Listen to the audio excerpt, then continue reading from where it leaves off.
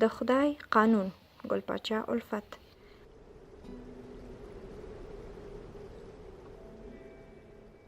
موږ د خپلو کورونو له څنګه په دیره کې ناست وو. له پاسه یو لاروی راغی، د ونې ډډ ته یې ډډه ولګوله. ډوډۍ یې له ملا څخه پرانیستله، په مزه مزه یې له څه شي سره خوړله. موږ ډېر وږي وو. هغه ځان موړ کړ او یخې اوبه یې وڅښلې. موږ روژه وو، هغه بوزه وو، ځکه چې په مسافر باندې روژه نشته. لاروي وویل: ما ته د خوړلو اجازه شته، تاسې ته نشته. ما ته خدای خواړه او اوبه روا کړي دي، په تاسو یې ایثار کړي دي. دا د خدای قانون دی. د دې قانون په رمز او معنا تاسې نه پوهیږئ. د خدای کارونه بې حکمته نه دي. تاسې د دغه عملي تعلیم په اصلي معنا ښه فکر وکړئ. تاسې ولې وږي یاست او زه موړ یم.